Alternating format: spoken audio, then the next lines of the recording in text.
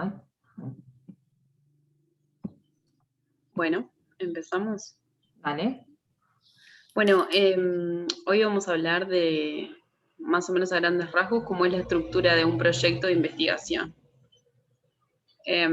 Bueno, primero, lo que pensé era definir bien qué era un proyecto de investigación, y nada, simplemente saber qué es la primera etapa en el proceso de investigación, teniendo en cuenta que, bueno, lo primero en una investigación siempre es pensarla, después hacerla y después comunicar lo que uno hizo, sabiendo que si no se publica, si no se comunica, queda como si nadie hubiese hecho nada. Eso es importante.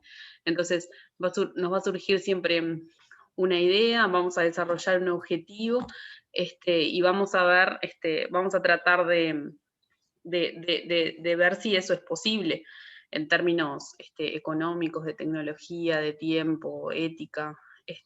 Y bueno, y es cuando surge escribir el proyecto, que básicamente es un documento científico de planificación donde va a estar de alguna manera plasmado todo lo que va a ser nuestro proyecto, y todos los pasos a seguir de nuestro proyecto. ¿Está? ¿Para qué no me está pasando? Ahí.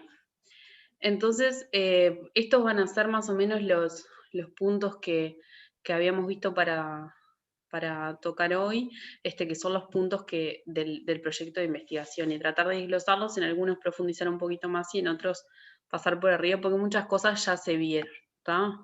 Esto es lo mismo, son los diferentes puntos que tienen que tener un proyecto de investigación, los puse para que quede para después como guía.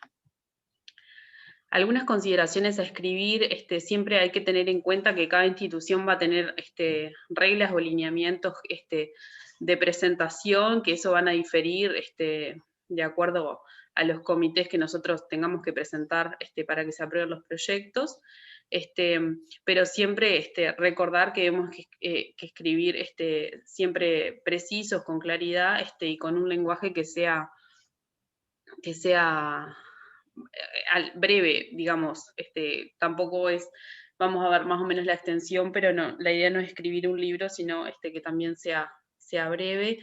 Hay que escribir de forma impersonal, evitando el nuestro trabajo, nosotros, y citando las abreviaturas la primera vez que aparecen en el texto. ¿Tá? Lo primero que va a aparecer en el proyecto puede ser la carátula, que en realidad no todos piden carátula, si el título y las autorías. En la carátula tienen que estar los logos de las instituciones que participan. El título, en realidad, esto ya lo vimos muchas veces, pero bueno, tiene que ser preciso, concreto, con no más de 15 palabras, tiene que ser claro, y de alguna manera, leyendo el título, tenemos que identificar el tópico principal de la investigación. O sea, el que lee el título tiene que tener claro, o tiene que poder interpretar cuál es el objetivo de la investigación, y tiene que invitarlo de alguna manera a seguir leyendo el trabajo. Este, Tiene que definir el tiempo, el lugar, y la población de estudio, y si no se extiende el título, podría anticiparse el diseño del estudio, evitando siempre abreviaturas y símbolos y cosas que no se entiendan. Y bueno, en el caso de las autorías, definir a los autores, saber que los autores en realidad son los responsables y los que llevan a cabo la investigación, y no todo, es decir, hay que saber diferenciar los que son autores de colaboradores. Hay muchas personas que pueden ayudar, capaz ayudando a conseguir pacientes para un estudio, consentimientos o lo que fuera, pero esas personas no son autoras, sino que pueden ser colaboradoras y se pueden mencionar en la sección de agradecimientos. De los nombres de los autores hay que citar las afiliaciones, que son los títulos o los cargos que tienen los investigadores, y la información de contacto siempre del primer investigador. ¿Tá? Tienen que aparecer los nombres completos, sin las iniciales, y el orden de los autores, en realidad, el primero, el que aparece primero es el autor principal, ¿tá? Y después, en realidad, el siguiente orden es como que puede variar, se puede poner, o sea, lo más frecuente es que se pongan por de mayor a menor responsabilidad que ha tenido en el estudio, pero también se puede poner de acuerdo entre los investigadores, o también a veces es por orden alfabético, eso puede variar. Una cosa, Manina, Sí. antes que del anterior, con ¿Está? respecto a sí, con respecto a la autoría. La autoría es muy importante, de hecho es por lo cual muchísimas veces uno participa en un estudio, digo, participa porque quiere estar presente en los resultados de ese estudio, lo que ese estudio representa, perdón. Es muy importante. Yo lo que les sugiero, le he sugerido a todo el mundo desde que estoy en esto, es que cuando uno se plantea un estudio, sobre todo un estudio en el cual van a ser muchos autores, es en las primeras reuniones, la primera vez que se reúnen, ya definir el orden de los autores. Yo creo que el autor es aquel que, como dijiste vos, es el autor, es el responsable, y el responsable es quien diseña el estudio. Creo que el estudio empieza con el diseño, empieza con la pregunta, pero hay millones de preguntas que a uno se les ocurre, pero hasta que uno no hace un diseño, no hay forma de que esa pregunta pueda ser respondida mediante el método científico. Por tanto, quienes participan en el diseño, puede ser uno, puede ser más, puede ser varios que se reúnen y dicen, bueno, el diseño de este estudio va a ser esto y esto y esto, y bueno, bárbaro, son varios los autores principales, los autores responsables. Y después, aquellos que no participan en el estudio, que no participan en el diseño ni en ninguna instancia del estudio, no es bueno que figuren como autores. A veces uno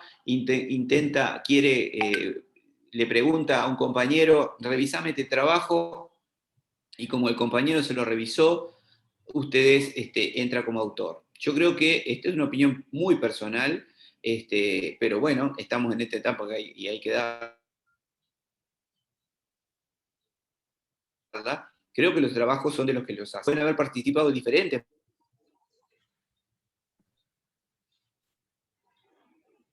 maneras. Y hay diferentes maneras. Por ejemplo, los agradecimientos para un estadístico, por ejemplo, que les hizo estadística, la parte estadística, es muy importante, pero no tiene por qué figurar como autor. Diferente si es el estadístico o el bioestadístico participa en el diseño, los ayuda a ustedes a diagramar el trabajo, les dice, bueno, no, mirá, esta por acá no va por aquel lado, y entre todo, eso es otra cosa. Otra cosa es que uno le entrega el paquete estadístico de las variables y el tipo le calcula los promedios y los desvíos. Es completamente diferente. Entonces, me parece importante pararme acá, parar en esta instancia, que es muy importante. Y lo otro, bueno, tenemos experiencias de todo tipo y color, Tamara también tiene, es desde el primer momento, a ustedes les va a pasar, ojalá que no, que el trabajo que les parece que menos importancia tiene, un trabajo sencillo, alguien va a protestar por la autoría. Y ahí es un momento feo en el cual muchas veces se tiran para abajo todo el trabajo porque nadie quiere pelearse, discutir.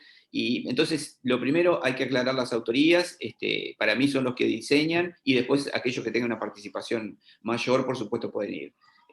Un poco por ahí. Y la responsabilidad de los estudios, bueno, sí, generalmente el de mayor grado académico muchas veces participa en la responsabilidad del estudio. Es decir, lo que está escrito en ese estudio es responsabilidad del autor y al poner mayor grado académico, del mayor grado académico también.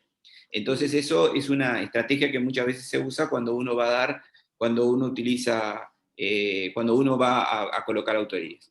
Perdón que me extendí, pero me parece que es importante. No, no, está Sí, perfecto. y una No, aclaración del orden de autores es que, como decía Fernando, el primer y segundo autor en general es o el primer autor, el investigador principal o los investigadores principales que diseñan el trabajo y recolectan los datos, y el último autor en general es el coordinador de la investigación, como un tutor. Entonces, en realidad, los nombres del medio, bueno, hay que aclarar de antemano qué orden se van a colocar dependiendo de, no sé, el orden de trabajo, de importancia que tienen en el estudio. Ahí va. No, pero sí, las cosas en realidad que leí decían Durante que mucho tiempo... Hola. Sí, Dale, Vani, dale. Ah, no, Sí, no, que dale. tal cual, que era como ustedes decían, que en realidad decía que los autores tienen que participar en todas las instancias de la investigación, no solo después cuando se vayan a publicar los datos, sino en hacer el protocolo, después, bueno, hacer las encuestas si hay que hacerlas o lo que sea, y después, obviamente, en el artículo de publicación. Sí, exacto. totalmente. ¿Te corté algo, Fer? No, no, no, no, estoy totalmente de acuerdo contigo. Bien. Bueno, después está el resumen con las palabras claves, que bueno, el resumen es un resumen que el objetivo es dejar claro cuál es la idea central del estudio y mostrar de manera general de qué trata. ¿tá? Puede ser, puede estar escrito en un párrafo entero o puede estar más estructurado en los subítems mismo del proyecto, como introducción, materiales y métodos, resultados y conclusiones, o puede ser escrito todo de continuo. ¿tá? Pero sí, las cosas que no deben faltar son la fundamentación, a grandes rasgos los objetivos, el diseño, cuál va a ser la población de estudio, las variables más importantes, los instrumentos o herramientas para recolectar la información y el análisis. ¿tá? Habitualmente lo que se pide es que no sobrepase las 300 palabras. Yo ahí puse que había que escribirlo en español e inglés, pero en realidad hay que escribirlo en el lenguaje materno del investigador y después en un lenguaje extranjero, digamos, por decirlo de alguna manera, que, bueno, habitualmente es el inglés. Hay que hacerlo siempre al final, cuando uno termina el proyecto de investigación, y abajo del resumen habitualmente se colocan las 3 a 5 palabras claves que se recomienda que siempre estén también esas palabras claves en el título porque son importantes después para cuando uno hace búsquedas bibliográficas, bueno, que encuentren el trabajo que uno hizo. Y bueno, esto es un poco lo que la pregunta de investigación y las hipótesis de estudio es un poco una parte bastante importante y es donde surge cualquier investigación y es lo que uno cuando es la primera parte de la investigación, es de donde surge. Uno se hace una pregunta y en función de eso es que va a elaborar, como decíamos hoy, los objetivos. Lo que interesaba repasar era el formato pico de las preguntas, es decir, hay muchas formas de escribir correctamente una pregunta, una de ellas es el formato pico, cada letra de pico hace referencia a algo que tiene que estar presente en la pregunta de investigación.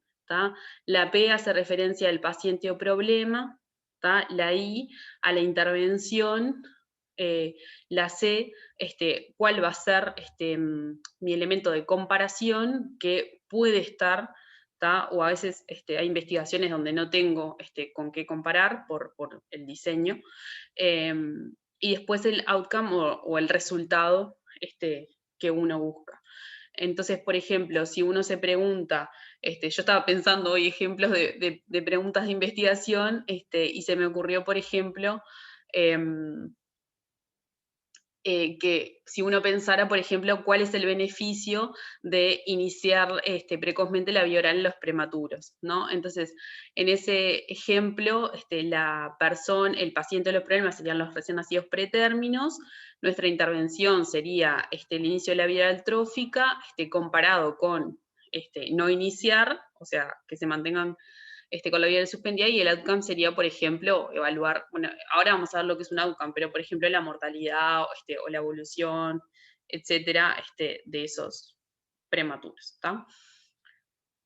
Y después las hipótesis de estudio, que son siempre esto lo hacemos en los estudios analíticos, donde nosotros queremos comparar dos variables. En realidad, esto que ya lo había hablado Lisa, son las suposiciones que uno hace, y recordar nomás que existen dos hipótesis, la que uno quiere rechazar, que es la hipótesis nula, y la hipótesis alternativa, que sería la que se quiere probar.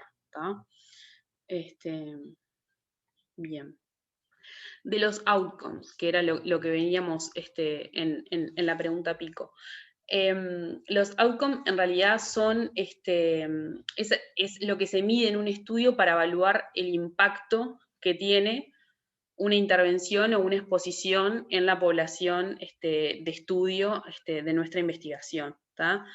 Hay diferentes tipos que ahora los vamos a ver, pero los más frecuentes son mortalidad, sobrevida, etcétera. ¿Tá? Los outcomes se dividen, están los outcomes primarios, los secundarios, los terciarios. El outcome primario es la variable, de alguna manera, más relevante, o sea, la más importante para responder a la pregunta de la investigación. ¿Tá? Por ejemplo, la mortalidad sería un outcome primario. ¿Tá? Tiene que tener 3 criterios, que tiene que tener relevancia clínica, ¿tá? Presentar sensibilidad a los efectos del tratamiento y ser medibles e interpretables. ¿Tá?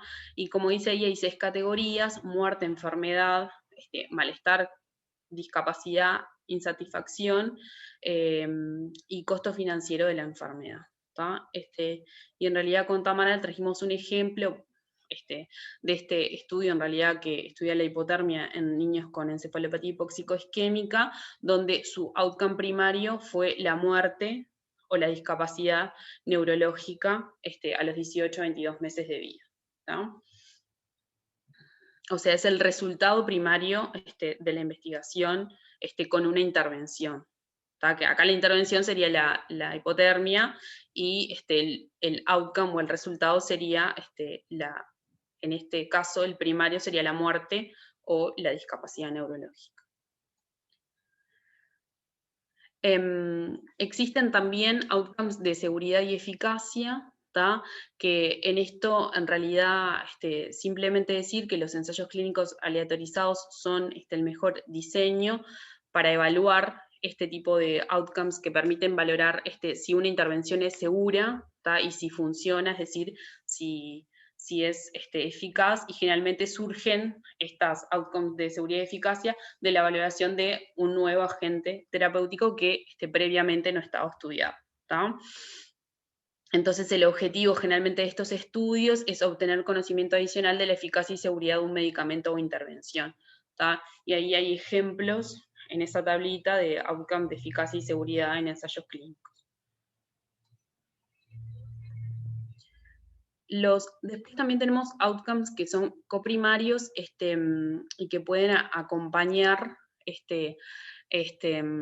al outcome primario. Es decir, los ensayos clínicos pueden tener, por ejemplo, un resultado primario, ¿tá? Pero puede haber otros desenlaces que también tengan igual importancia terapéutica, y se llaman esos se llaman outcomes coprimarios. ¿Tá?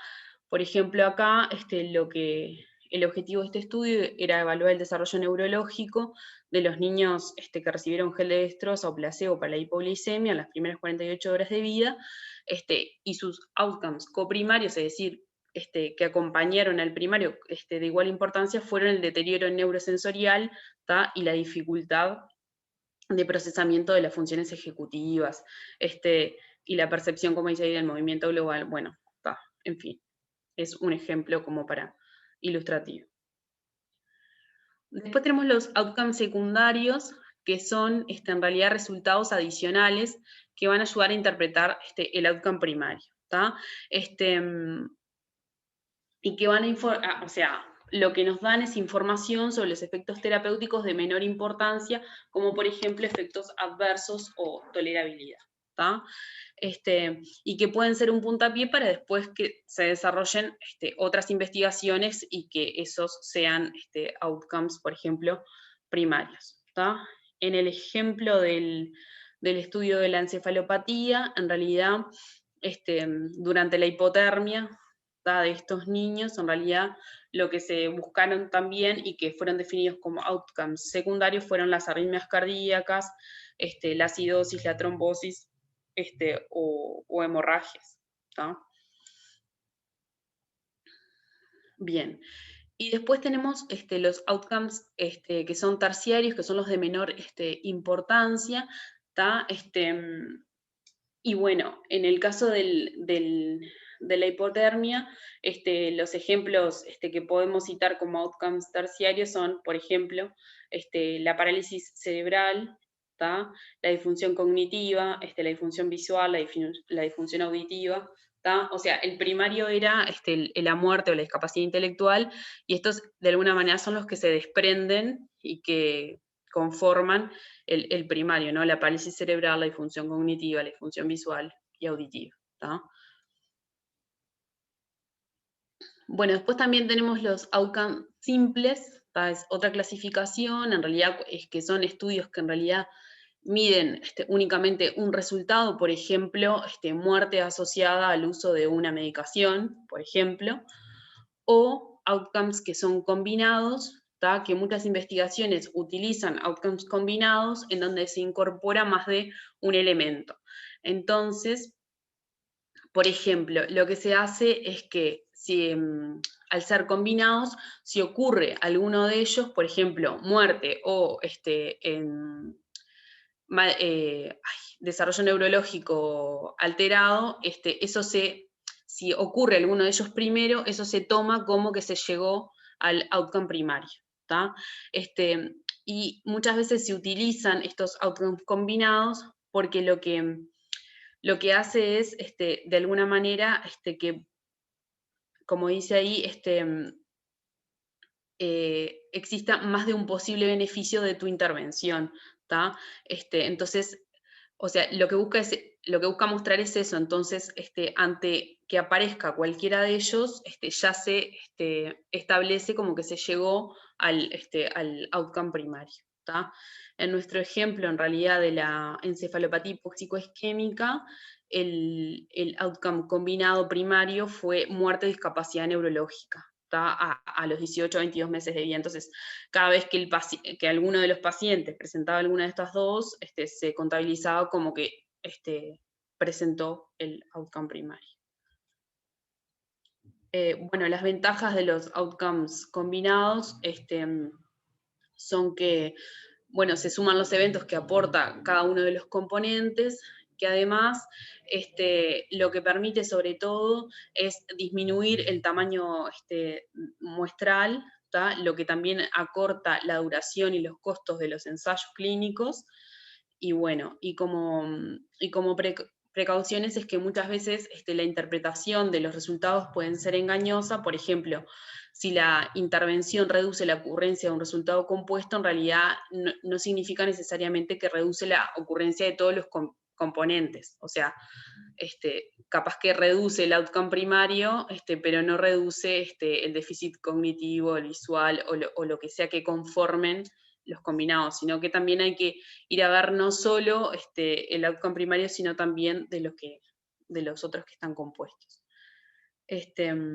Por eso es que en una investigación donde se utilizan outcomes combinados, en realidad hay que presentar después los resultados, no solamente es como primarios, sino también individualmente, como secundarios o terciarios, ¿tá? Para que se interprete de una manera adecuada. Y bueno, en realidad, una última clasificación, los outcomes positivos y negativos. Obviamente, los desenlaces que son deseables corresponden a los positivos, y ahí tenemos, por ejemplo, cuando se mide supervivencia, curación o remisión de una enfermedad, o los outcomes indeseados, que son los negativos, hace referencia, por ejemplo, cuando se mide mortalidad, morbilidad, recaídas o fallas terapéuticas. Y bueno, algunas consideraciones sobre los outcomes es que hay que definirlos antes o sea, desde un inicio de la investigación, antes de que se haga la recolección de los datos. Hay que tenerlos en cuenta para calcular el tamaño muestral, ¿tá? Y que bueno, la elección del outcome más adecuado en realidad debe basarse también en la pregunta de investigación y cuál va a ser nuestra hipótesis. No sé si quieren hablar algo de esto que fue medio... medio Sí, largo. antes que sigas, nada, que es muy importante eso que decís, que hay que definirlos al principio, antes de empezar a recolectar todos los datos, porque nosotros tenemos que ver bien qué variables vamos a necesitar para estudiar ese outcome que definimos, ¿no? Y a partir de eso, después también siempre hay que escribirlo bien y hay que definir, como en el ejemplo que pusiste de hipotermia, ¿no? Cómo se define el outcome para que sea reproducible, ¿no? Para otros investigadores. Por ejemplo, ahí decía, la discapacidad neurológica se define como presencia de, y está todo definido, parálisis cerebral, función cognitiva, visual, todo, y cómo, y a través de qué instrumentos también valoraron cada una de ellas, ¿tá? Para que sea reproducible el estudio. Y además, para después cuando uno va a comparar estudios, también tenemos que ver cómo son definidas todas las variables y outcomes, porque, por ejemplo, si queremos comparar estudios sobre no sé, la incidencia de broncodisplasia, y vamos a ver cómo se definió en la parte de metodología, y vemos que las definiciones son distintas, no van a ser muy comparables nuestros estudios. Lo mismo con discapacidad neurológica, que está definida de forma muy variada en todos los estudios, y bueno, es muy importante eso a la hora de que vamos a ver si son comparables los estudios o no. Bien. No sé, Fernando, si querés decir algo. No, el cálculo de tamaño de la muestra es todo un tema. Para eso nosotros necesitamos, en general, conocer bien los antecedentes de aquello que estamos investigando. En general se necesitan datos previos para poder hacer un cálculo, para calcular el efecto de la intervención y también determinar cuál es el efecto que nosotros buscamos. Si nosotros tenemos, por ejemplo, queremos reducir la incidencia de hipoglicemia, de hipotermia en el prematuro, y tenemos que saber tenemos que saber previamente cuál es el valor de la hipotermia que tenemos, el problema de hipotermia que tenemos. Hipotermia en el prematuro, te estoy diciendo. Saber cuántos pacientes en determinado rango de tiempo sufren hipotermia. Y determinar entonces cuál es el descenso, el porcentaje de descenso de ese problema. Por ejemplo, reducir la hipotermia en el prematuro en un 10%. Y ahí se hace un cálculo que tiene sus detalles para saber cuál es el cálculo del tamaño muestral. Es muy importante realizar el cálculo del tamaño muestral porque puede arruinar un trabajo si no se hace de manera adecuada. Porque si el N es bajo, entonces la estadística va a tener sus problemas, y si el N es muy grande, muy, muy grande, el gran riesgo es de no llegar a completar el N deseado, es decir, no alcanzar a reclutar todos los pacientes que deberíamos. Por tanto, este es un ítem muy importante, no solo definir a priori el outcome o el objetivo definitivo, lo que uno está buscando, eso fue muy importante, y sobre todo morir con ese outcome que uno eligió de entrada, porque muchas veces a medida que va recibiendo datos empieza a cambiar el outcome y entonces ya empieza a cambiar el trabajo en sí. Y está bueno quedarse con con esa primera, lo primero que uno eligió, por eso hay que pensarlo bien antes de largarse al agua y empezar a modificarlo después, porque el trabajo entonces no estuvo diseñado para eso. Eso es importante. Muy bien. Juan quiere hablar, que tiene la mano levantada. Sí, quería retomar un poco donde dejó Fernando la discusión. Es fundamental cuando uno mide un resultado y estima que su intervención va a tener cierto efecto, en función de eso uno calcula la muestra deseada o deseable para tener cierto poder estadístico dentro de su trabajo. Obviamente que uno no hay pureza en esto, pero estrictamente los trabajos deberían empezar y terminar cuando se mide el resultado que se quiere medir. Como dice Fernando, después hay muchas variables que empiezan a jugar, empiezan a aparecer muchas significancias estadísticas, pero hay cosas que estrictamente la muestra no se calculó para eso. Entonces hay como una trampa que siempre nos pasa, que empieza a aparecer la tabla y nos encandilamos con los que son significativas. Y ahí hay un error que creo conceptual. Al resultado medido y la muestra se calculó para un resultado, ese es el único resultado que debería valer. Y por otro lado, lo dijo Vanina y yo lo quiero volver a traer, los resultados que son combinados. Y para eso está calculada la muestra.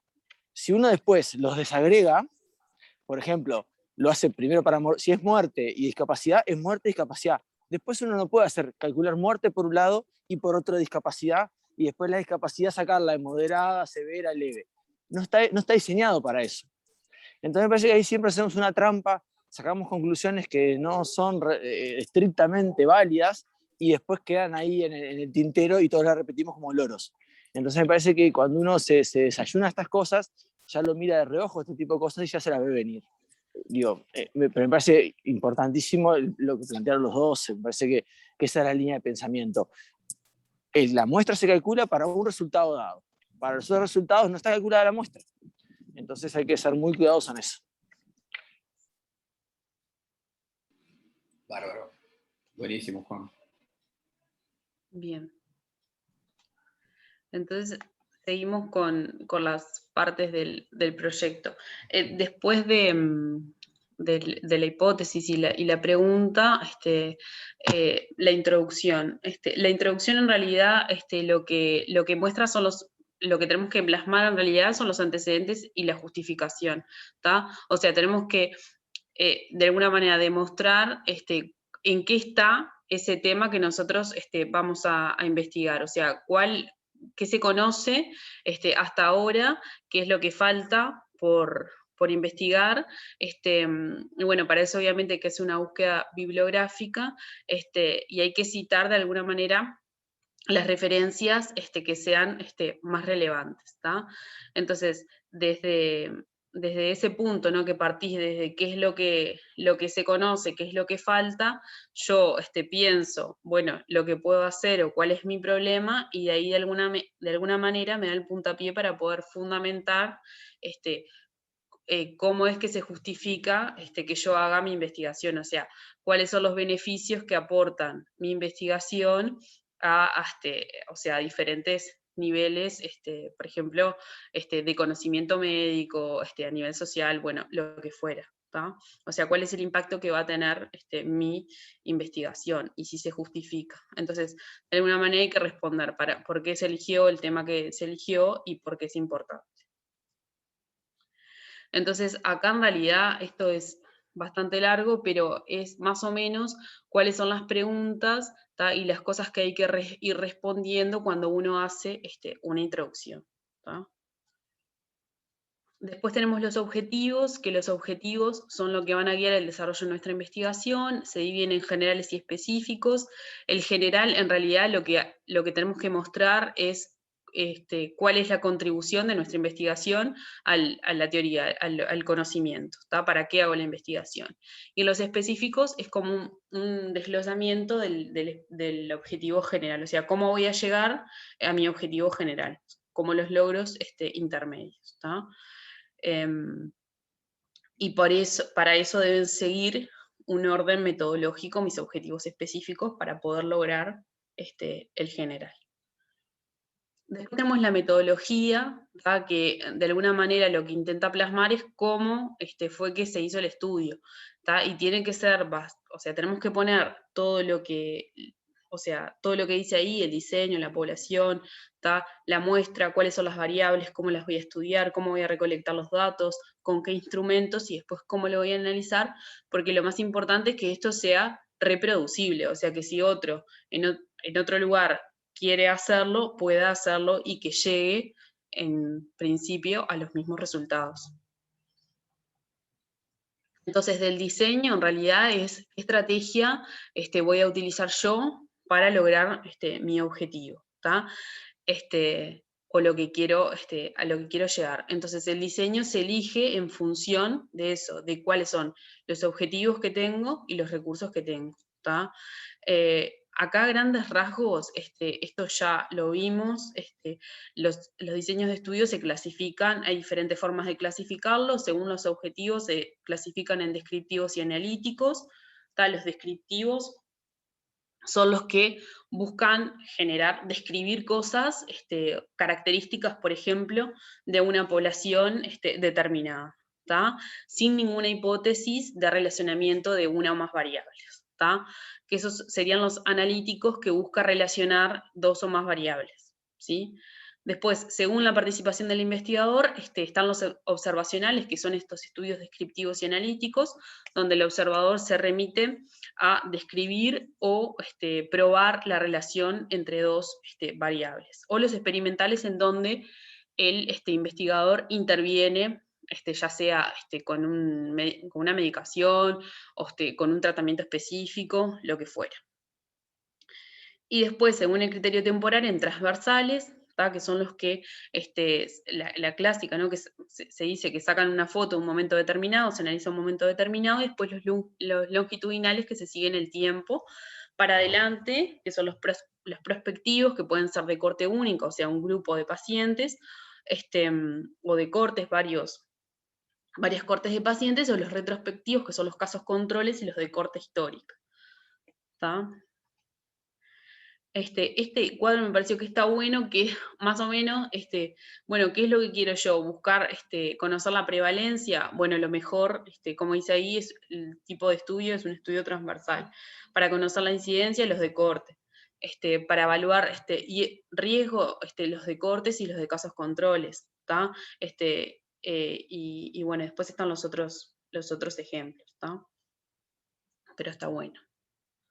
O sea, esto es el claro ejemplo de que el diseño del estudio es lo tengo que diseñar en base a cuál es mi objetivo. ¿Tá? Después tenemos dentro de la metodología, hay que definir la población. Sí. Vanina, dentro de los estudios, dentro de los tipos de estudios, hay un tipo de estudio que es el que tiene menos valor, probablemente estadístico, menos poder estadístico, menos fuerza, que son los estudios cuasi experimentales, que no son observacionales ni experimentales, son cuasi experimentales, que son los estudios tipo antes y después. Esos estudios, que son bastante frecuentes de ver en nuestro medio, de hecho nosotros estamos, ahora estamos haciendo uno, tenemos varios estudios, varios ejemplos, y son estudios en los cuales uno estudia una cohorte determinada, una cohorte similar se somete a un tratamiento o a una terapia o a un estudio, lo que fuera, y luego evalúa, y nosotros en esa cohorte vemos cómo le fue, comparándola con la cohorte histórica, vendría a ser. Esos estudios tienen poco valor porque, claro, tienen poco valor estadístico, tienen poca fuerza para sacar conclusiones. De todas maneras son bastante frecuentes de ver y por eso lo mencionaba. En general, si uno puede, en la medida de lo posible, tratar de hacer, en vez de hacer un estudio antes y después, hacer un estudio controlado, aunque controlado. En general, estos estudios antes y después se ven en las unidades que tienen un bajo número de pacientes, o en las unidades como la nuestra, que tenemos un buen número de pacientes, pero a veces la terapia abarca un escaso número de pacientes. Entonces, es muy difícil hacer un controlado. Por ejemplo, de los pacientes en hipotermia, es difícil hacer un controlado porque son 5 o 6 por año. Entonces es difícil hacerlo, llevaría mucho tiempo cambiar las realidades.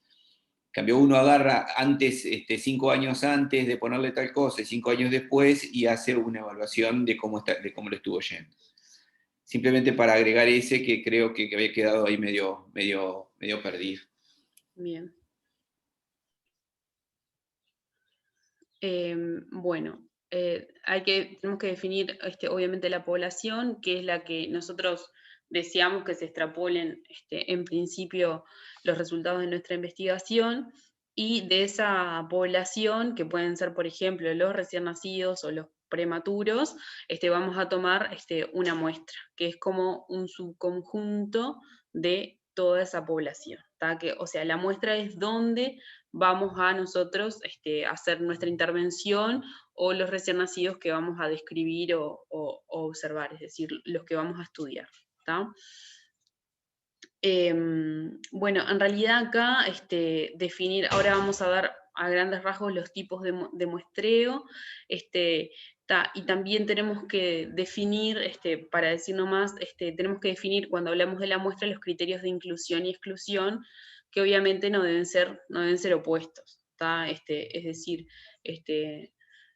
no es que se contradigan. Por ejemplo, un criterio de inclusión puede ser recién nacidos con síndrome de Down, pero mi criterio de exclusión no va a ser recién nacidos que no tengan síndrome de Down. O sea, van a ser, por ejemplo, recién nacidos que no son de mi institución o lo que fuera. No deben ser opuestos. Este es un resumen en realidad de lo mismo. Los tipos de muestreo, hay dos grandes tipos, que son los probabilísticos, el muestreo probabilístico y el no probabilístico.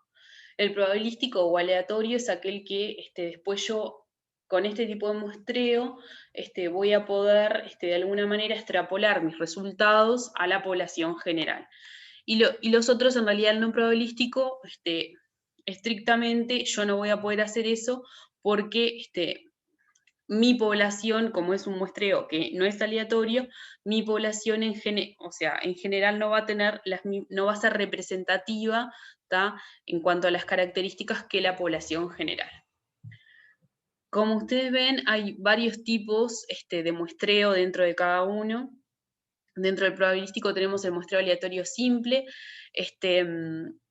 que es simplemente al azar, o sea, dentro de mi población que yo defino, cualquiera de los que está puede ser sujeto de investigación, es simplemente al azar, que es bastante difícil para usar, sobre todo cuando yo tengo poblaciones que son, me propongo una población que sea muy grande, ¿tá? Después tenemos otro que es el aleatorio estratificado, que en realidad lo que se hace se divide la población por estratos, ¿tá? Se selecciona aleatoriamente dentro, ¿tá?, de cada estrato. Es como que si yo divido la población y dentro de cada grupo selecciono aleatoriamente. Después está el aleatorio por conglomerados, que en realidad se divide la población en conglomerados. Por ejemplo, si yo voy a estudiar niños, agarro 2 o 3 escuelas y esos son mis conglomerados, y de ahí elijo de forma aleatoria, es decir, no elijo todos los niños de Montevideo, sino que los agarro por lugares específicos, o hospitales que tengan maternidades, o lo que fuera. Después está el aleatorio sistemático, en donde vos elegís el primer sujeto de análisis al azar, y después los siguientes los elegís teniendo en cuenta, por ejemplo, una unidad o una cantidad constante. O sea, haces una lista, los numerás, el primero es al azar, y después elegís y decís, bueno, cada 5 voy a elegir a una persona. Entonces ahí cada 5 vas eligiendo y ahí vas seleccionando. Después están, eso es lo que entendí yo. Después están los no probabilísticos, que no son aleatorios. Está el de conveniencia, que ahí el investigador elige básicamente su muestra por proximidad o disponibilidad. O sea, yo voy a estudiar los recién nacidos prematuros, pero por conveniencia mi muestra va a ser los recién nacidos que nazcan en el Pereira Rosell, ¿tá? O voy a estudiar placentas, pero como trabajo en un laboratorio específico, por conveniencia voy a usar las placentas que me lleguen de centros específicos. Después está otro que es por cuotas o accidental, que ahí lo que se hacen es, se generan estratos. Entonces decís, yo voy a estudiar todas las personas mujeres, que tengan entre 65 y 70 años con diabetes. Entonces, ese es mi estrato, entonces voy a salir y cada una de las personas que me cruce con esas características van a entrar. Y después está el bola de nieve o en cadena, que lo que hacen es, por ejemplo, yo voy a estudiar, por ejemplo, una enfermedad que capaz que es poco frecuente, entonces conozco una persona, y esa persona conoce a otra, y esa conoce a 2 más, entonces como que la gente va llegando a mi investigación, pero como más por contacto, ¿tá? Ahí se va sumando la gente hasta que se completa la muestra. No sé si tienen algún comentario de esto. Bueno. Después tenemos que definir obviamente las variables. Las variables son las características o atributos que vamos a estudiar en nuestra población, nuestros sujetos de estudio. Las variables en los protocolos de investigación siempre tenemos que nombrarlas, definirlas conceptualmente, o sea, qué es lo que yo entiendo por esa variable, y después definirlas operacionalmente, que es decir, cómo voy a medir una variable. ¿Tá? O sea, qué entiendo, por ejemplo, por peso y cómo lo voy a medir. ¿Tá? Después, esto ya lo vimos, las variables pueden ser cualitativas, que no se miden, o cuantitativas, que son medibles, y la escala de medida de las cualitativas pueden ser nominales, que me sirve para clasificar o agrupar, por ejemplo, sexo femenino, masculino, o la otra escala de medida, que es ordinal, aquellas que pueden tener, que me sirven para jerarquizar, ¿tá? Por ejemplo, horas de vida, días de vida, lo que fuera. ¿tá? Y las cuantitativas, que pueden ser, perdón, las horas serían cuantitativas, discretas o continuas. Las discretas son las que tenemos números enteros, o sea que no hay unidad, o sea, comunidades entre un valor y otro, y las continuas las que tienen valores entre dos números. Después, otro punto dentro del diseño es la recolección de los datos.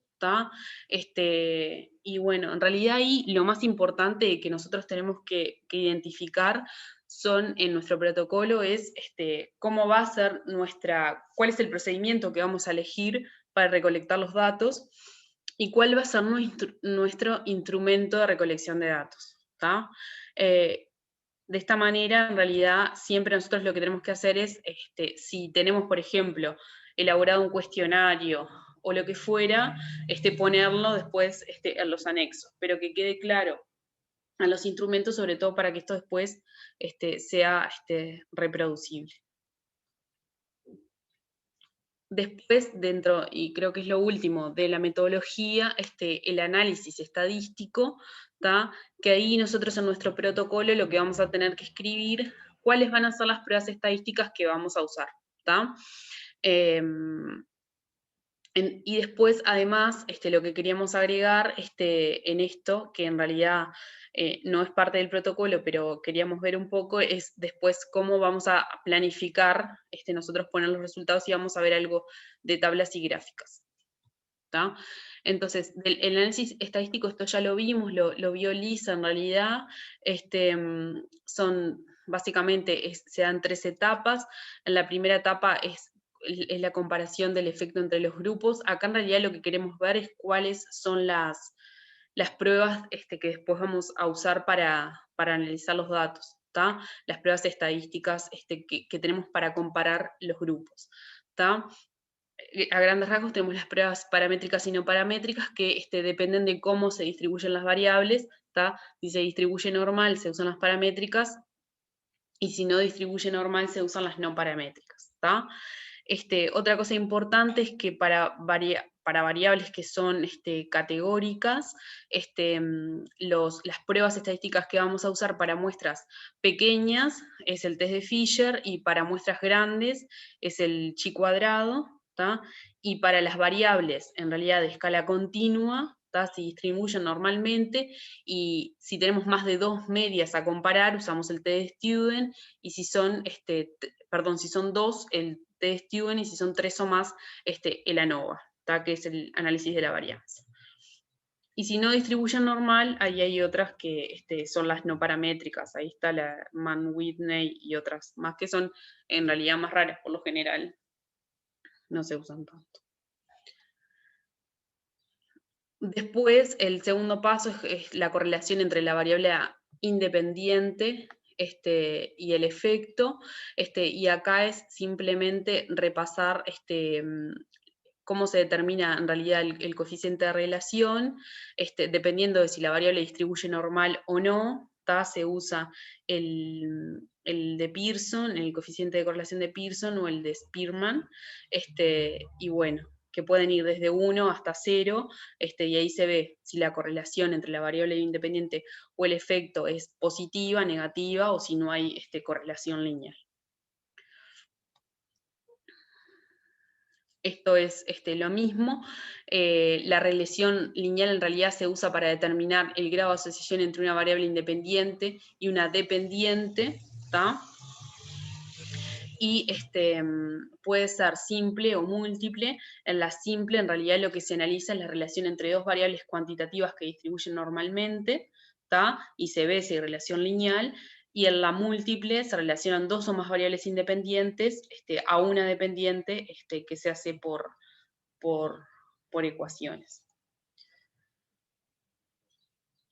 Y el modelo, es el modelo de regresión lineal, y después tenemos el modelo de regresión no lineal, que hay veces en que en realidad puede haber una relación entre dos variables, pero que no tenga un desarrollo lineal, sino que tengan, por ejemplo, un crecimiento exponencial. ¿tá?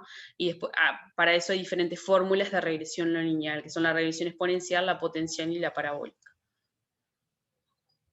Y bueno, eso era más o menos. Antes que sigas, la Sí. idea de esto, que en realidad ya lo habíamos visto en otra clase, pero bueno, era para entender el concepto de que uno primero define el outcome, después ve las variables que va a seleccionar, ahí las clasifica para ver bien cuál va a ser el diseño más apropiado y el análisis estadístico más apropiado. Entonces estaría bueno que tengan estas diapositivas de referencia para cada vez que hagan un trabajo, y bueno, obviamente después para hacer los cálculos de estos modelos, se va a necesitar la ayuda de alguien que sepa como un estadístico, ¿no? Pero es muy importante saber, bueno, yo tengo estas variables, las voy a clasificar, y bueno, sé que por lo menos esta prueba va a ser la mejor para mi diseño y contestar la pregunta de mi estudio. Bien. También no hay que, perdona, No, tranquilo. perdona Marina, no, toda esta cantidad de cosas que se presentan, que Marina presentó, bárbaro, en realidad en la medida que lo vayan a utilizar es cuando le va a quedar, porque antes de utilizarlos es difícil mantener todo esto en la cabeza, y cuándo usar una, y cuando, aparte las palabras, cuándo usar una, cuándo no usar otra. Así que esto se va aprendiendo sobre la práctica. Digo para no desestimularlo, porque es bastante complejo a veces entender una cosa y otra. Lo más importante es que cuando ustedes imaginan el trabajo, ya también imaginarse cómo lo van a registrar, cómo van a bajar los datos y cómo lo van a estudiar, qué análisis van a hacer de esos datos. Está bueno hacer un punteo previamente para ir viendo cuando ustedes van a diseñar, ahora tienen que diseñar un trabajo, hacer un punteo está bueno, porque eso también les permite ir anticipándose a los problemas. Si ustedes llegan al final del trabajo y resulta que lo que tienen que hacer es una regresión logística, entonces eso es realmente complicado, y probablemente ustedes solos no lo puedan hacer, precisan a alguien que los ayude desde un punto de vista estadístico. Es decir, que la parte estadística hay que conocerla para saber de lo que se está hablando, para saber cómo se está estudiando, pero siempre es muy probable que tengan que ayudarse, sobre todo para las cosas más complejas, tengan que ayudarse de un especialista en esto, porque muchas veces no lo van a poder resolver solos. Eso está bastante claro. ¿Ah? Dale nomás, Vale. Bien. Después, además queríamos mostrar, cuando vamos a tabular los datos y en realidad representarlos, simplemente hablar de las tablas y los gráficos por arriba, en realidad, que en realidad la principal función en el caso de las tablas es ordenar y presentar la información de una forma que sea más comprensible, ¿tá? Y después permitir en realidad de alguna manera mostrar tendencias, frecuencias o variaciones, ¿tá? La clásica tabla es la tabla 1, ¿tá? Que ahí en realidad en todas las tablas, ¿tá? Nosotros tenemos que poner siempre arriba el número de la tabla, que como dice ahí, tiene que estar en negrita, tiene que numerarse y aparecer, ordenarse secuencialmente, tiene que tener siempre un título, que tiene que ser breve, y tiene que describir qué es lo que voy a tener en la tabla, tiene que estar debajo del número de la tabla, en mayúscula, en cursiva y ta. Después, las tablas nuestras tienen que tener los encabezados, que eso en realidad va a depender un poco de la investigación, cuáles van a ser las variables que nosotros vamos a presentar. O sea, va a depender mucho de qué cosas son las que estamos mostrando en la tabla. ¿Tá? El cuerpo de la tabla, ¿tá? Que en realidad van a ser las filas, ¿tá? Las columnas, incluyendo el encabezado, y después abajo de las tablas siempre pueden aparecer notas, ¿tá? Notas generales, ¿tá? Específicas, y notas de probabilidad, que es la que muestra el valor P, pero después puede haber notas específicas que se muestran con subíndices. Señalás algo en la tabla, por ejemplo, con un asterisco, y abajo en la nota específica describís qué es lo que querés hacer referencia. ¿Tá? Las gráficas en realidad entran dentro de la categoría de figuras, ¿tá? Y la finalidad en realidad es mostrar de alguna manera esos datos cuantitativos y tendencias o resultados que muestren como, sí, en realidad básicamente tendencias. Entonces, las gráficas, lo mismo, en realidad tenemos que poner el número de la figura, el título explicativo, está la imagen, que puede ser una gráfica o puede ser también una foto, un dibujo, lo que fuera. Y después la leyenda, está, que es esto acá, y explica, lo que tiene que mostrar la leyenda en realidad son los símbolos explicativos, o sea, qué quiere decir cada símbolo. Y después las notas, que al igual que en las tablas, en realidad están esos 3 tipos de notas que aparecen abajo de la figura y que describen de alguna manera el contenido de la tabla, y después cosas específicas y las notas de probabilidad.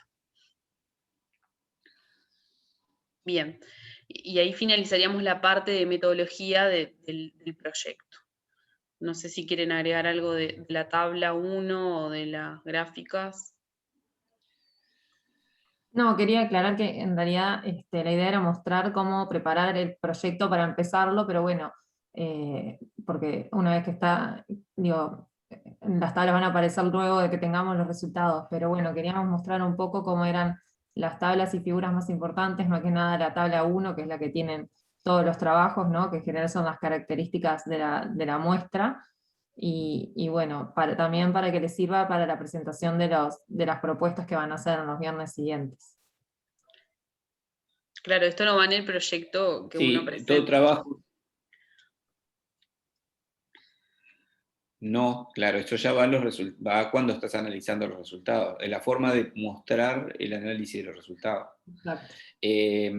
Y la tabla es siempre, todo trabajo debe tener una tabla. La tabla 1, como decía Tamara, es la de las características generales, y luego la tabla madre, que es la tabla que debería explicar el trabajo, y un gráfico que también puede explicar el trabajo. Eso es el eje central de esto. Hoy por hoy, en la mayoría de las revistas, acotan el número de tablas y el número de tablas y el número de figuras. Esto es porque cuando uno se dispara a analizar, tiene muchos datos, hace un montón de gráficos, y hay que seleccionar el más importante, porque como pusieron al principio, se debe ser conciso en la expresión en los resultados, sobre todo se debe ser conciso, y se debe poner lo que realmente importa, y no opiniones o cosas que van en la discusión, en realidad, que son de la discusión, ponerlas en los resultados. Por eso, cuanto menos escriban y más esté referido a la tabla, más quede en la tabla, mejor, y cuanto más quede en la figura, mejor.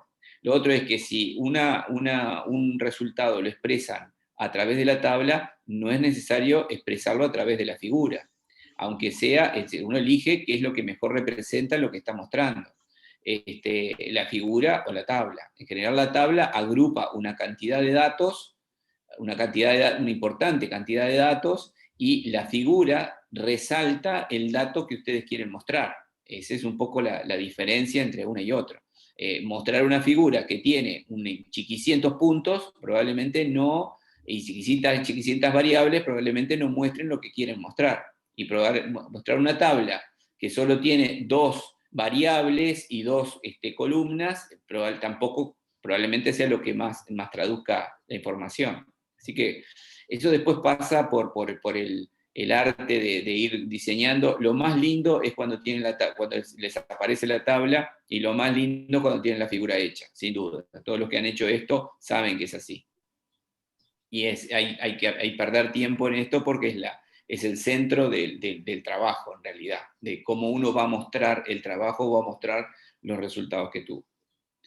Y como decía Vanina también, Perdóname. que las figuras Dale, dale. también son útiles para mostrar tendencias, o sea que también depende de lo que estamos mostrando en el estudio. Por ejemplo, si queremos mostrar la sobrevida en los últimos años de un grupo de prematuros, nos va a quedar mejor, o sea, mejor representado en una gráfica, ¿no? Pero bueno, siempre la tabla 1, que va a hablar, por ejemplo, de la edad materna, si recibió corticoides prenatales, las complicaciones durante el embarazo, o sea, todas las características que va a tener esa población, siempre va a ir plasmado en esa tabla 1.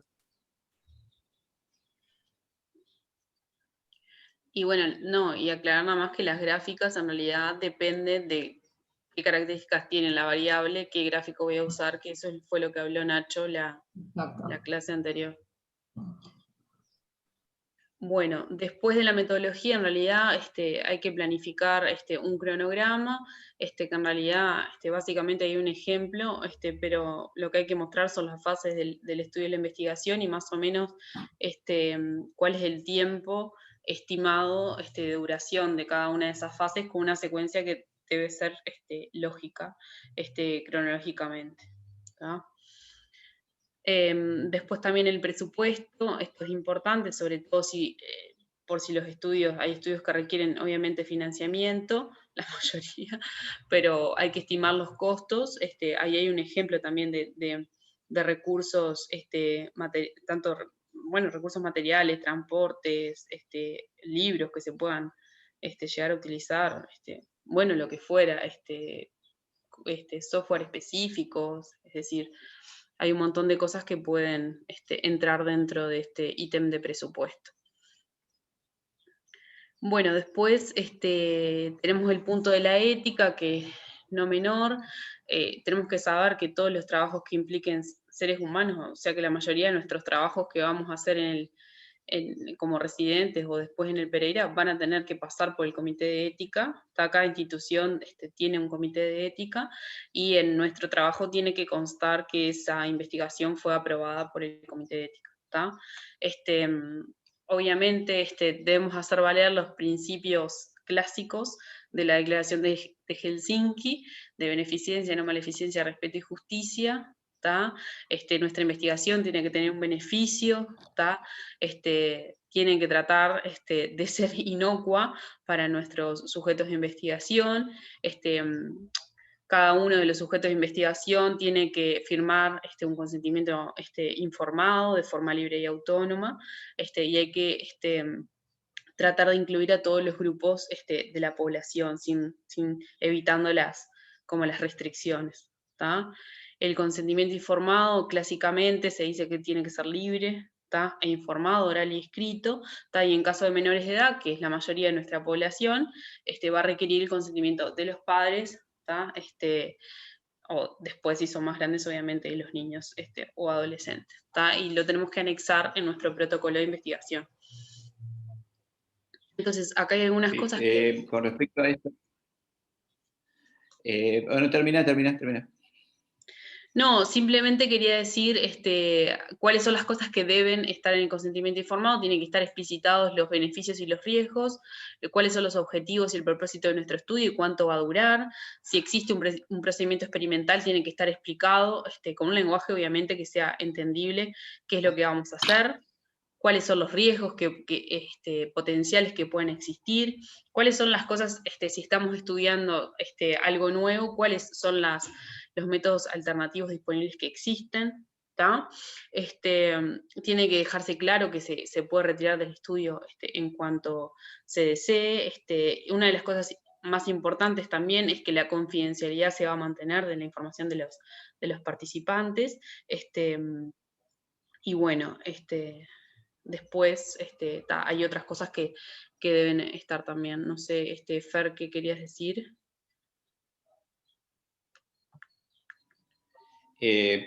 Antes de María Ángela iba a hacer una pregunta. Con respecto al consentimiento, a veces surge la confusión, se confunden las cosas, y el consentimiento es todo lo que puso, debe tener todo lo que tiene ahí escrito Vanina.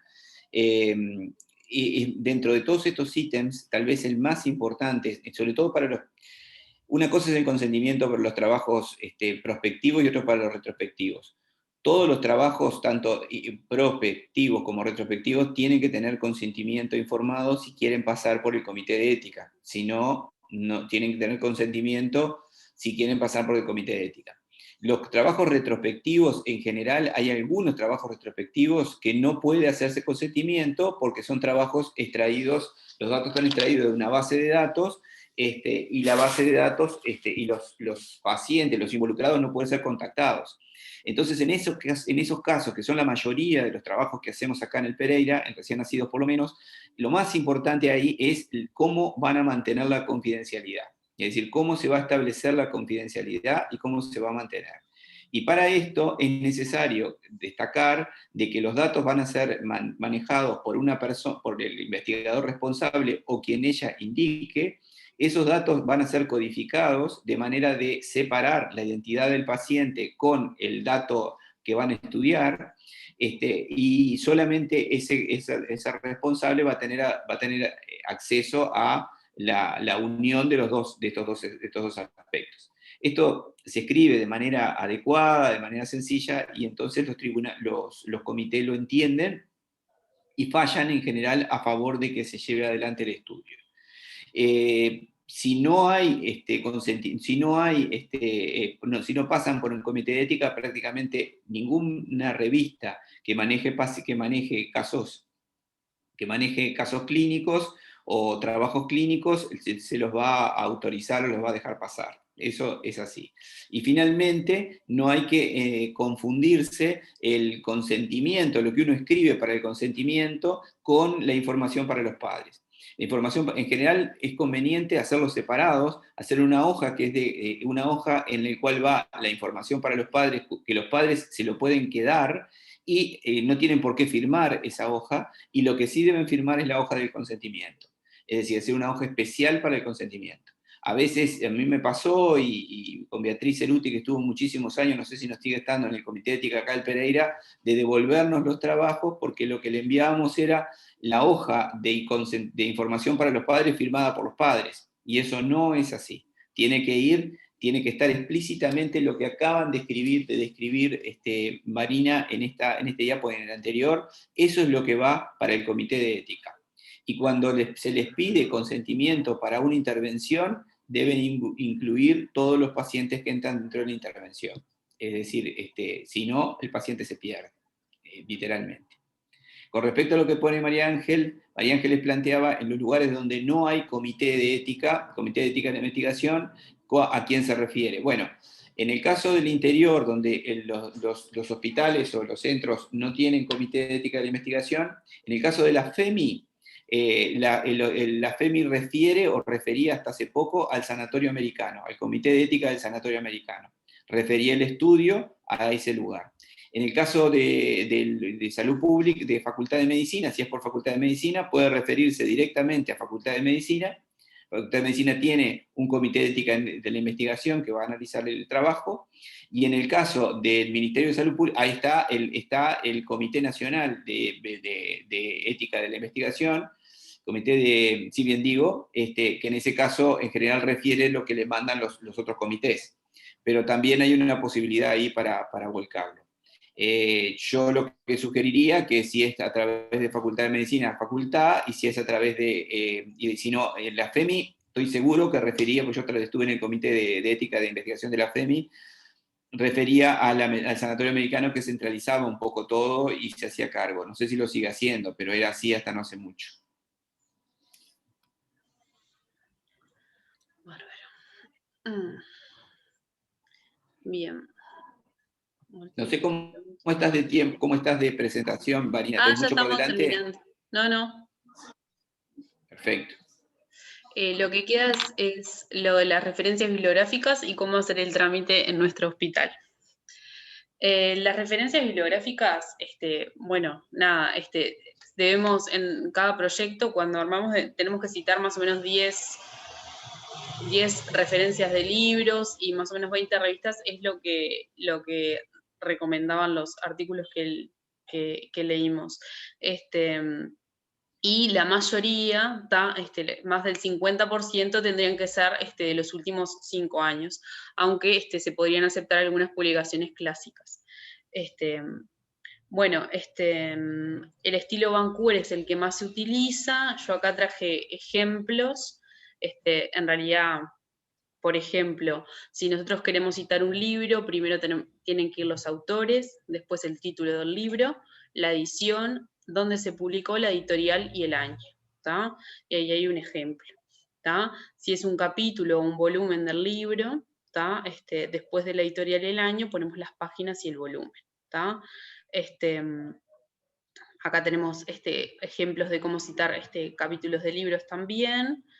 Esto si quiero lo paso medio, no sé, artículos de revista, que es otra cosa que citamos frecuentemente, primero los autores, después el título del artículo, ¿tá?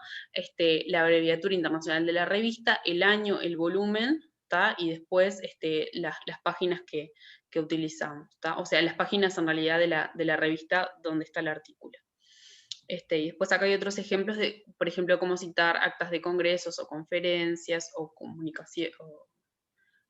Acá puede ser frecuente también libros sacados de internet, ¿tá? Donde acá lo que se agrega es el link, ¿tá? Y tenés que poner cuándo lo revisaste, ¿tá? Porque a veces las páginas se actualizan, entonces uno tiene que poner cuándo se consultó, en qué día y en qué mes. Por ejemplo, acá que hay un sitio web, ¿tá? Entonces vos tenés que poner cuándo fue que lo consultaste.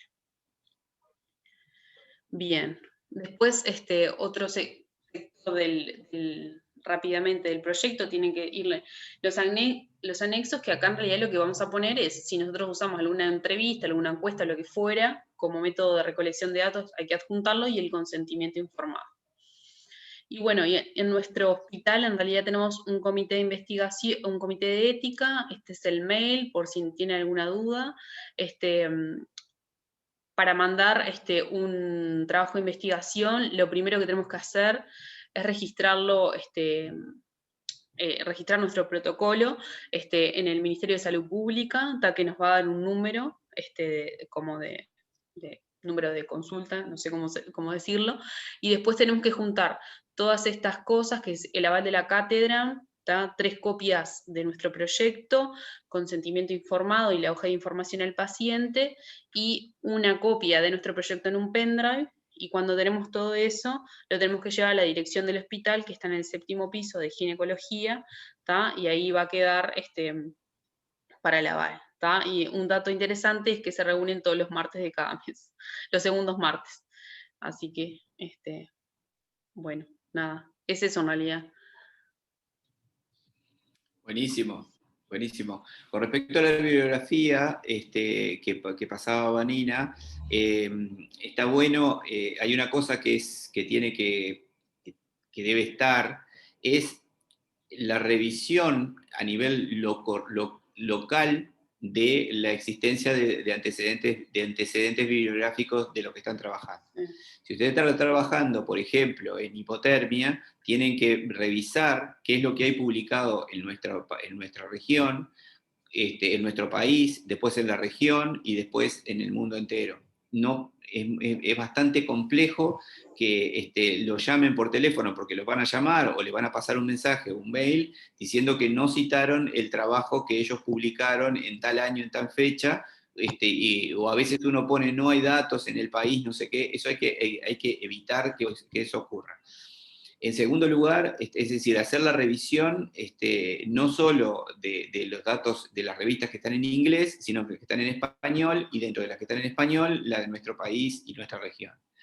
Después, con respecto al número de citas, sí, está bueno no pasarse de las 20 o 30 citas, A veces uno pone muchas citas que dicen lo mismo, no está bueno no pasarse, y las citas clásicas, elegirlas bien, porque son las más viejas y son las que tienen de los estudios más grandes, digamos, y bueno, por ahí va la cosa, poner y hacer. Y lo otro es que, como decía recién Vani, elegir, muchas veces uno corta y pega, entonces pega una referencia bibliográfica con un formato y otra referencia bibliográfica con otro formato. Entonces terminan con un problema ahí de una sopa bárbara. Traten de elegir hay que elegir un solo formato y corregir eso, porque eso es lo primero que le tira para atrás. No llega ni al editor, que en general lo tira para atrás, recibe el trabajo. En general las revistas ya en los requisitos siempre dicen en qué estilo de referencias bibliográficas hay que mandar el manuscrito. Y eso es importante, si ya sabemos a dónde lo vamos a mandar, hacer el manuscrito de cero con ese estilo para después no tener que cambiar todo. Y bueno, y lo otro que falta también es la mención de que existen programas, ¿no?, de referencias bibliográficas para facilitarnos la vida. Sí, Yo Mendeley. pero no sé si nos da tiempo, si no dejamos para otra. Sí, yo creo que sí, sesión. lo dejamos para otra sesión, porque ya llevamos 1 hora y media. A veces entonces Sí. nos van a matar, y con razón, esta vez con razón. Bueno, la idea de la clase de hoy era que vieran bien cómo presentar un protocolo para las siguientes clases, ¿no? La idea es que los que no hicieron un proyecto de investigación, que están en cero, nos presenten su idea, y o sea, van a llegar hasta la parte de metodología, de cómo plantean diseñar su estudio para resolver esa pregunta, y bueno, los que van a presentar sus monografías o estudios que ya tengan terminados, obviamente van a avanzar a la parte de resultados y discusión y conclusiones. No sé si tienen alguna pregunta con las presentaciones. ¿No? Bueno, ya saben a quién les toca el viernes que viene, ¿no? No sé si saben. ¿Quiénes son? Por las dudas. Ya te digo. Queda la Florencia, Camila, Nacho, Maximiliano. Me quedé sin batería, por eso me fui de golpe. Ahí estás doble. Seguías igual. Sí. Nada, simplemente que está bárbaro, agradecerle a Vanina, está bárbara la presentación. Yo creo que para los que vayan a escribir les va a venir espectacular si siguen de a uno. La última referencia que pusiste, lo del comité de ética, yo creo que todos lo tenemos que tener, porque después todo el mundo anda preguntando cómo se hace para las vueltas que hay que dar. Esa está buenísima, así que bueno, agradecerte por el esfuerzo, y yo, como siempre les digo, siempre se aprende de estas presentaciones, la verdad que sí. Bárbaro. Buenísimo. Entonces, viernes que viene, Camila, Florencia, Micaela, Daniel, Maximiliano, Ignacio, Lisa y Victoria. Todos. Tomá pa' vos. Nos vemos. Nos vemos.